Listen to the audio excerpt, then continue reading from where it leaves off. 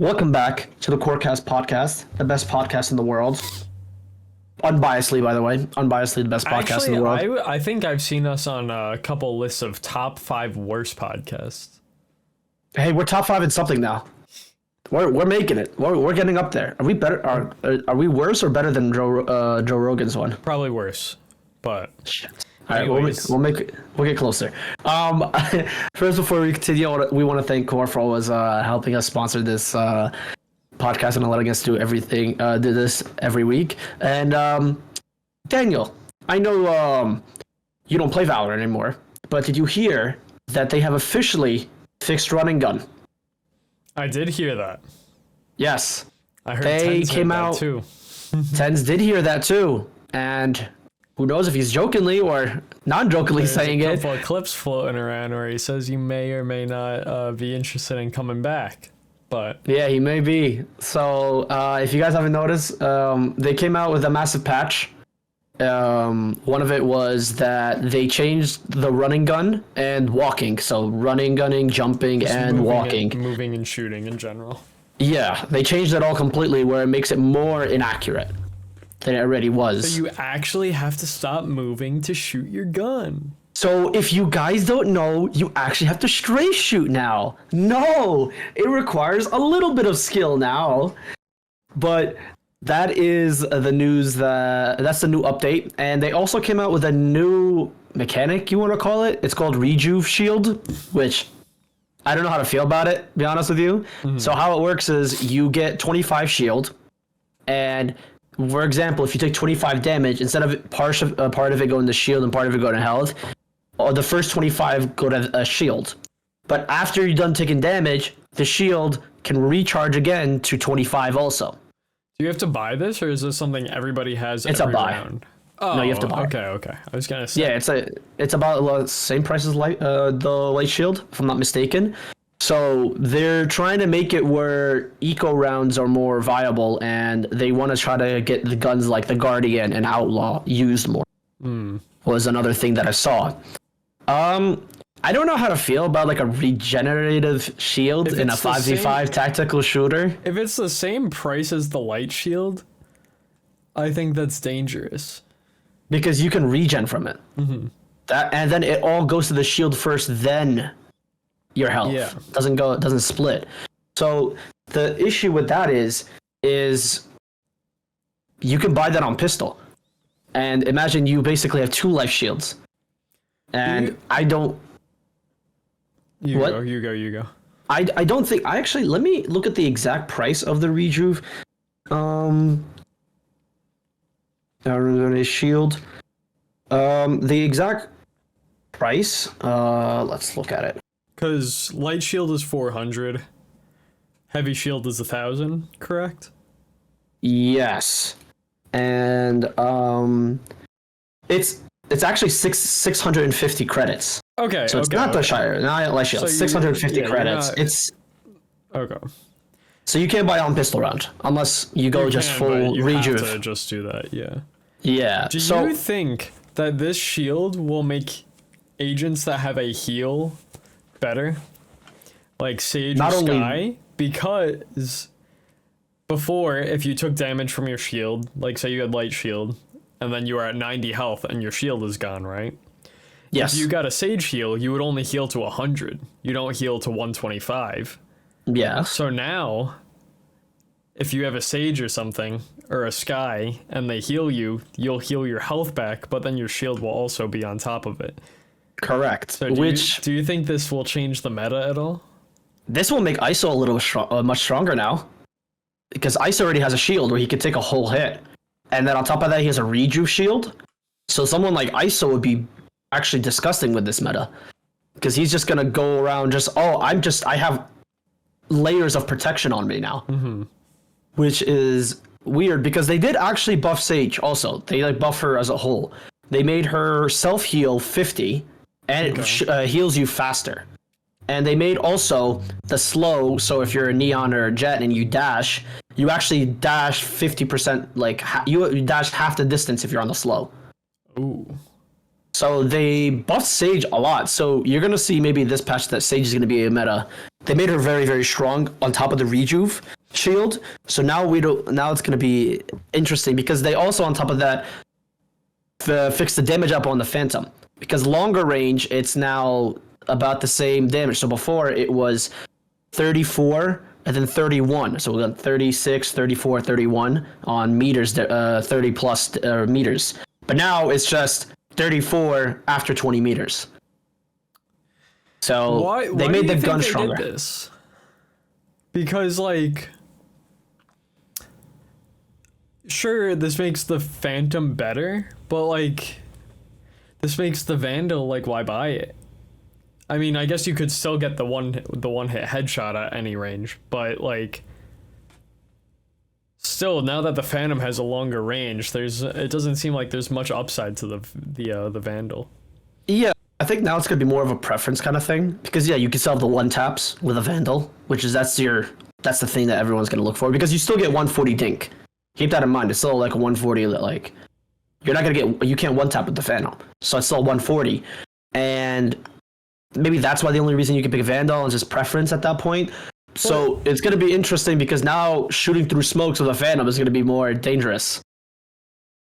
Something that I think is interesting though is, do you remember when the game first came out? The Phantom was easily more meta. Yes. Even though it didn't one shot. Yes. It had very good damage. It has better fire rate than the Vandal, right? So and then they changed it. So now I would say some people still use the Phantom, right? Like it's not a lot of people use the Phantom still. Do pros not use the Phantom? Yeah, a lot of pros still use the Phantom. I still see like games, even the games from like now or the tier 2s, they all still use Phantom. So now I feel like just more people are gonna use the Phantom. Like I feel like the rifles kind of lose their identity if they're like both that good, you know? Exactly. Like so it doesn't seem like the M4 versus the AK in CS right now. It seems like the suppressed M4 and the unsuppressed M4. Yeah. You know what it reminds me of? You know how people were like the A1S was like superiorly stronger and better overall than the A4? Yeah. That's what it feels like now, which is like the Phantom just looks like an overall better gun. Because like now with this damage output with the range, it's just insane. They just buffed it completely. And it's just really insane because now another news came out. Map rotation is coming out in patch 10.0. And you want to know what map is finally leaving the competitive pool? What? Ascent. Ascent is finally leaving. The first time it's gone? First time ever is going to be out of the competitive map pool. Ascent is a launch map for the game, right? Yep. Like it wasn't in beta, but it came out like day one that the game came out. Yep. So it has been. Wow. It has survived every patch notes when it comes to every map rotation. Ascent has always been there. It has for 4.5 years. Ascent has been a competitive map pool. And they barely changed the map, by the way. Let's keep this in mind. In 4.5 years, they rarely touch the map. They do not. It's the Dust 2 for some reason. It is the Dust 2 of Valorant, easily. And they don't touch it. And it's modeled after Dust 2. Very similar. Yeah. But like it's modeled. Yeah. Do you think that when it does come back inevitably, it's gonna have changes? It has to. Because there's no way you can't come back without any changes. I really like Ascent, but part of why people don't like Ascent is because like the meta's been like figured out on that map, right? Like yeah. Like pretty much there's like 2 or 3 like super viable team comps to have on it, and then other than that you're kind of going like into the woods with that stuff. Yeah, because now they're replacing the maps, so it's gonna be Sunset and Ascent is gonna be replaced by Fracture and Lotus. So Fracture's coming back also, which is really cool because I do like Fracture. Fracture's a good map. It's gonna be interesting because is Haven also in the pool right now? Yes. It's gonna be interesting having multiple 3-site maps.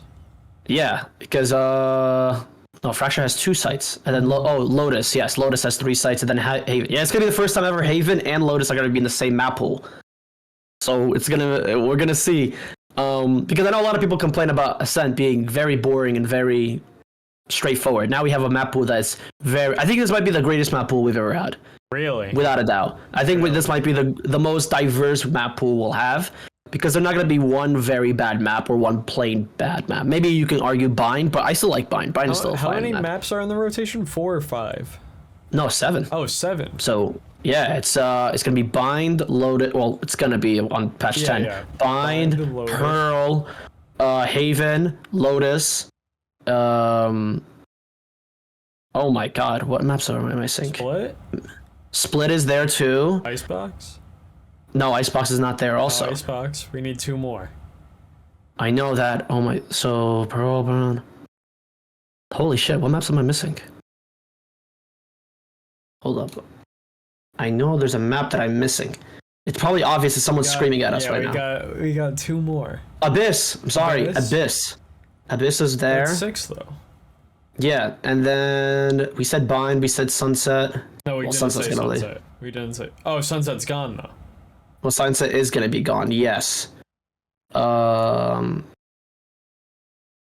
Abyss, Pearl, Split, Haven, Bind. I think there's one more that we and something Lotus and something. Yeah, Lotus and one more. I know that. But it's gonna be a great map. I think, to be honest, because I'm a big Breeze hater, so we're gonna see that not gonna be in the map pool, and I hope they don't bring it back in a while. But there's also controversy because Lotus was out of the map pool for 2 months, and they decided to bring it back, which the patch is gonna drop in January, which is gonna be 4 months by that time. So every 2 acts, you're gonna rotate a map, which I don't know how to feel about that. Why would you rotate a map every 2 months? I don't know. I feel like people are never satisfied with the Valorant map rotation. I think it's just interesting how they're doing it and what they choose to fix, what they choose to not fix. Like, yeah, exactly. So that's what's gonna be. And speaking of Arcane, or speaking of Riot Games, Arcane. So we caught up with Act 1 and Act 2 on it, and what do you think about it so far? I think Act 1 was better than Act 2 so far. Like, you think Act 1 was better than Act 2? No. Act 2, just we're only talking Season 2 right now. Yeah. Act 1, like the first 3 episodes were better than Act 2, but that might change as Act 3 comes out. Because right now, Act 2 is just kind of setting up all the things, and there are not a lot of answered questions, but... I think it was episode 6 was really like the best one out of it, because episode 4 and episode 5 was a lot of I don't know how to explain it. Like, it was great. I loved it, right? But I felt like a lot of the characters just fell backwards also on top of getting character development. Like, for example, Vi, like, instantly went back to her old self, and they just, like, was, like, in a fighting pit and all that, and, like, they, like, after failing to kill Jinx.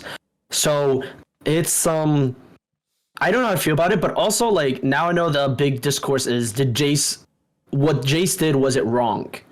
And I saw a lot of theories where it was because he was in the Hex tech, right, in the Hex core and the Arcane. He saw the Arcane.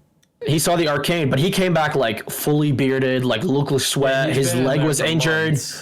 It like maybe months or even years. People were saying, so like, who knows how long he's been there and what he saw.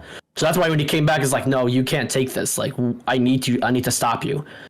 But now it's also, if you noticed, when Jace was talking to that one counselor. You know how Jace was talking and breath was coming out because it was cold in there? Yeah. And if you noticed, the counselor, no air was coming out. There wasn't any breath. Oh, really? So he was now they were wondering, like, is what he was doing was like, is he actually saving these people or is he controlling them? Because you saw how easily he was able to control the body. Mm-hmm. So Jace knew something that we just don't know about. And as of this recording, it's on Friday. So tomorrow we'll figure out and know what it is. But now it's the idea of, what did he see? Straight up, like, what did he see in there that made it, that was so bad and so so just like that he needed, was like, I need to kill not Vandal, Victor. I need to kill Victor. Yeah, I don't know. It seems really interesting that Victor just got clapped. So I guess we'll see what happens if he actually did. Music choice has been great though. Music has been good. My main complaint with this season though is, I know it's kind of different, but the first season was like lots of character development and stuff like that, and big arcing stories. And now it seems like just a lot of things are happening, but nobody's changing because of it, you know? And like, I think Jinx had the most amount of change, wouldn't you think? Because of the Irish, the other girl, the little girl that she's always with. I'm saying like, in terms of like the like what's happening with them, like how you said Vi kind of just went back to how she was before, and Jinx like isn't fixed or anything. She's just like kind of still crazy. Yeah. So, and then like Caitlyn and Vi can't tell if they love each other or they want to kill each other, like constantly. Like they gotta make up their mind, man. Right, like they broke up, and then she like went and like slept with the a Scottish officer. Yeah, and, like it's like what's going on? Because it's so funny because it's like, oh, they're madly in love, and the next scene it's like, oh no, never mind, they're not in love anymore. It's like, yeah, what are we doing here? Caitlyn can't figure it out. People were actually saying, remember that one scene where like that fog and there was like a monster coming out? People were saying that might be Fiddlesticks. People say Fiddlesticks might make an appearance this season. So I don't know. I don't think he's from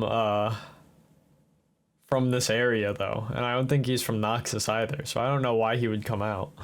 I could be wrong, but we gotta see, because we have to know how many more because I don't know if we're gonna get introduced like 3, because we have 3 episodes left.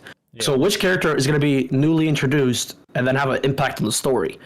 Well, so that's gonna be when we're gonna see more probably of I forget her name. The counselor's name, who her mom is Ambessa. Yeah. You know the person who like captures her, like with the vines. That's LeBlanc, I'm pretty sure, because this is really? Like, this is starting another thing that happens in the League lore where Noxus and Ionia fight too, and I believe LeBlanc is trying to get Ambessa's daughter because she has, it's actually an item in League called Locket of the Iron Solari, and it's like the Ionian thing, which I think she needs to like take over Ionia or something like that. So there might be a intertwining story right there, or setting up like whatever the next League show is. Yeah, because they did announce they were like, after this might be like over for like the Jinx and Vi world or like their story, but they are planning on doing more stories on different regions. And I know I saw like a map where it's like a lot of regions, so they have a lot of story to do it. They have a lot of content to do it. And to take it off, controversy of Game of the Year nominations. So every other nominations have been fine, but Game of the Year nominations. Now, of course, I've changed my mind, but I was a little confused on why a remake of Final Fantasy VII was nominated. And on top of it, so it was Black Myth Wukong, Balatro, which is Elden Ring DLC. This is the DLC, by the way, not the game. The DLC. Yeah. And Final Fantasy, it was Final Fantasy VII, and I don't know if I'm missing another game. That no, it was the Persona other game, the Metro Meteor. It was like the Persona-esque kind of game. Yeah, I know what you're talking about. So it was those games that got nominated, and the controversy is, why is a DLC nominated for Game of the Year? It's a great DLC, by the way. It was like an amazing DLC. Yeah, but it's not like a 20-hour DLC. Like it's not like, I think like it would be different if it was like so big that they did this instead of making another game. But they didn't. It's like the DLC is like 20 hours. The whole game now is 80 hours. Like it's another quarter of the game that they added. Exactly. So I think that's a little because why didn't they just, because there was a lot of DLCs that came out. Because my thing is like, all right, if that's the case, then why didn't Cyberpunk Phantom Liberty get nominated for Game of the Year last year? Because I played that, and I think that was one of the... Nah. It was one of the best DLCs ever made. And I will stand on that. How many DLCs have you played? Name all the DLCs. I played all the Borderlands DLCs, 2 and 3.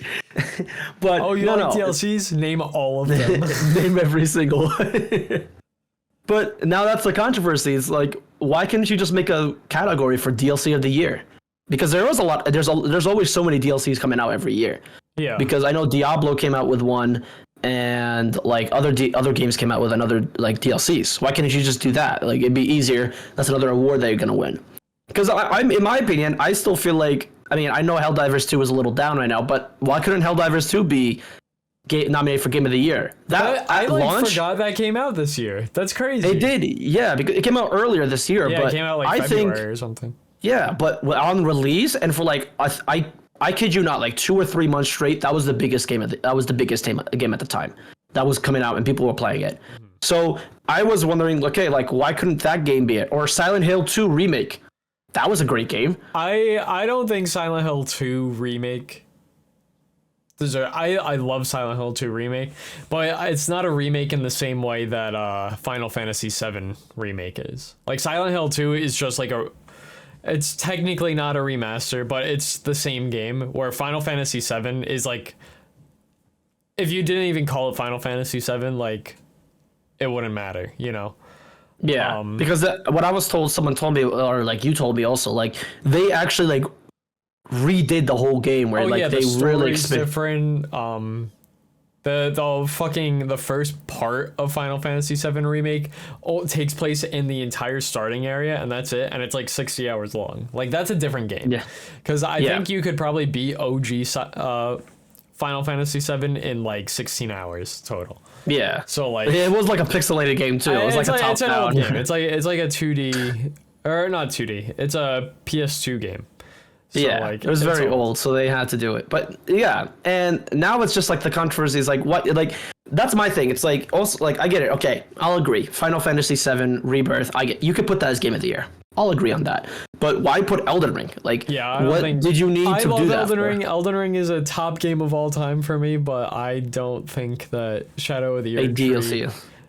I think first of all, I think it was a good DLC, but do I think that the DLC on its own is a Game of the Year game? No. Yeah, I think there was like a bunch of games that should have made it in its own way. I think Black Myth Wukong deserves Game of the Year. I think that game should win Game of the Year because of how much because I've watched the game being played. I haven't played it, of course, but I've watched it, and the game looks amazing. Yeah, nobody has anything bad to say about it. So. Yeah, and it's amazing, and it's just a game that should be it. Or again, Helldivers 2. That should be at least nominated. It's probably not going to win. I know it's not going to win, even if it was nominated. Yeah. But at least give it its respect that it was nominated. And they have come back. Like I know they did a little dip with that whole Sony issue, but ever since then they've come out with a really good update. The community, everyone respects them. So like like they have been really, really good. I mean, I think they actually won another award. They actually won Multiplayer Game of the Year. So I'm happy they're getting the recognition. But again, in my opinion, Helldivers 2 should have been nominated over Erdtree. Yeah. Again, Erdtree, we're not saying Erdtree is a bad game. It's a very, very good DLC, but it does not deserve Game of the Year. And that's all. So next week, we potentially have a guest. I'm not saying who. Creator Cup. We might have a guest next week for that. And yeah, so if you guys haven't already done it, go to QORgaming.com/shop, check out everything merch. And we are also, as of this recording, technically if this comes out, we're playing in our split three of the 2024 season for QOR. So make sure to support the boys. And yeah, that is it. Thank you guys for watching. Next time. Bye-bye.